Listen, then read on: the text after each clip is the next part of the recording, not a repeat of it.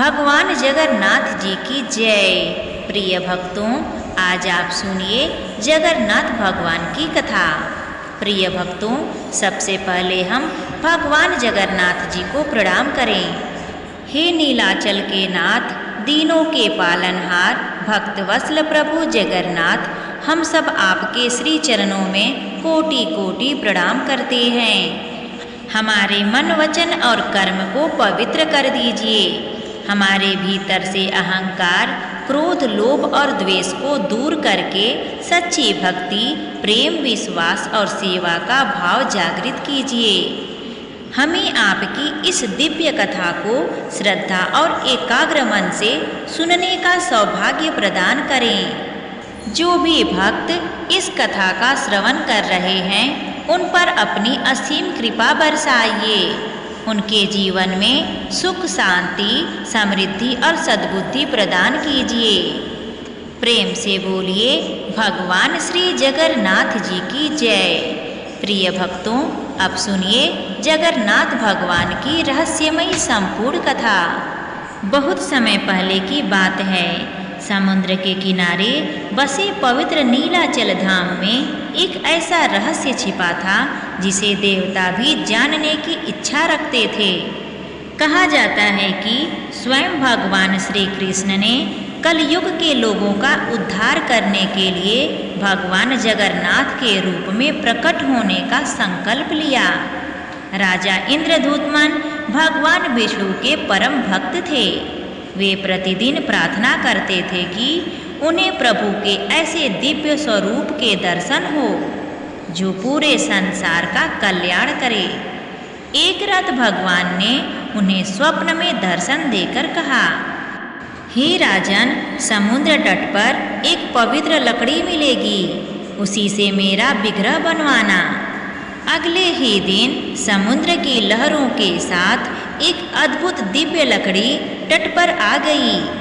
उसी लकड़ी से दिव्य सुगंध आ रही थी और उसके पास पहुँचते ही लोगों के मन में असीम शांति का अनुभव होने लगा। तभी एक वृद्ध बढ़ई वहाँ पहुँचे। वे वास्तव में स्वयं विश्वकर्मा थे, पर किसी ने उन्हें पहचान नहीं पाया। उन्होंने राजा से कहा, मैं भगवान की प्रतिमा बनवाऊंगा, लेकिन एक शर्त है, जब तक कार्य पूरा न हो जाए कोई भी द्वार नहीं खोलेगा। राजा ने यह शर्त स्वीकार कर ली। कई दिनों तक भीतर से केवल औजारों की धीमी आवाज़ आती रही। फिर अचानक सब शांत हो गया। रानी चिंतित हो गई। उन्हें लगा कि कहीं वृद्ध बढ़ई के साथ कोई अनहोनी न हो गई हो। उनके आग्रह पर राजा ने समय पूरा होने से पहले ही द्वार खुलवा दिया। जैसे ही द्वार खुला, वृद्ध बढ़ई अदृश्य हो चुके थे। सामने भगवान जगन्नाथ, बलभद्र और माता सुभद्रा की दिव्य प्रतिमाएं विराजमान थी। उनके हाथ पैर पूर्ण रूप से निर्मित नहीं थे, पर उनके मुख पर ऐसी दिव्य मुस्कान थी कि जिसे देखकर हर भक्त का हृदय प्रेम से भर जाएगा। राजा दुखी हो गए कि उनसे अधीरता के कारण भूल हो गई। तभी आकाशवाणी हुई, हे राजन, यही मेरा इच्छित स्वरूप है।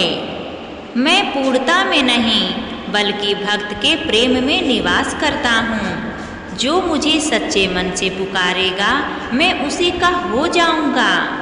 तभी से भगवान जगन्नाथ अंधेरी अंगों वाले दिव्य स्वरूप में पूजे जाते हैं। समय बीतता गया। भगवान ने एक और अद्भुत लीला रची।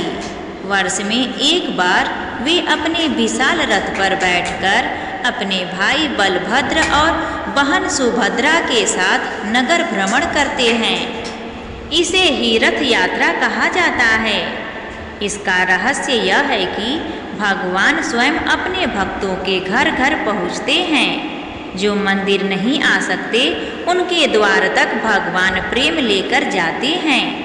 कहा जाता है कि जो श्रद्धा से रथ यात्रा के दर्शन करता है, रथ की रस्सी खींचता है या केवल जय जगन्नाथ का स्मरण करता है, उसके जीवन के अनेक दुख दूर होने लगते हैं। लेकिन सबसे बड़ा चमत्कार तब होता है जब मन में प्रेम, दया और विश्वास जागता है। एक बार एक अत्यंत गरीब वृद्धा थी। उसके पास भगवान को अर्पित करने के लिए न धन था न भव्य भोग। उसने केवल आंसुओं से भीगी तुलसी की 2 पत्तियां और सच्चे प्रेम से कहा, प्रभु मेरे पास देने को कुछ नहीं है, बस मेरा हृदय स्वीकार कर लीजिए। उस रात भगवान जगन्नाथ ने मंदिर के पुजारी को स्वप्न में कहा, आज मुझे सबसे प्रिय भोग उसी वृद्धा का मिला है। उसके प्रेम ने मुझे तृप्त कर दिया। यह सुनकर पूरे नगर को समझ आ गया कि भगवान को धन, वैभव या दिखावा नहीं चाहिए। उन्हें केवल निर्मल प्रेम, सच्ची भक्ति और अटूट विश्वास चाहिए। इसलिए भगवान जगन्नाथ को भक्तवत्सल कहा जाता है। वे अमीर और गरीब, ऊंच नीच, जाति पाति का कोई भेदभाव नहीं करते। उनके लिए हर भक्त समान है। जो प्रेम से उनका नाम लेता है, उसके जीवन में आशा, साहस और आनंद का प्रकाश फैलने लगता है। प्रिय भक्तों, इस कथा का संदेश यह है कि यदि हमारा हृदय पवित्र है, विश्वास अडिग है और भक्ति निष्काम है, तो भगवान जगन्नाथ स्वयं हमारे जीवन का रथ संभाल लेते हैं। संसार में चाहे कितनी भी कठिनाइयाँ आए, जो व्यक्ति प्रभु पर विश्वास रखता है, उसका मार्ग अंततः शुभ और मंगलमय बन जाता है। आइए अंत में सभी भक्त मिलकर श्रद्धा से बोलें, जय जगन्नाथ, जय बलभद्र, जय माता सुभद्रा। भगवान जगन्नाथ आप सभी के जीवन में सुख, शांति, प्रेम, समृद्धि और अटूट भक्ति का प्रकाश सदैव बनाए रखें। प्रिय भक्तों, अगर आपको यह कथा अच्छी लगी हो तो प्लीज़ कमेंट करके हमें ज़रूर बताइए और हमारे चैनल आरवी नई कहानियाँ को सब्सक्राइब करना ना भूलिए। धन्यवाद।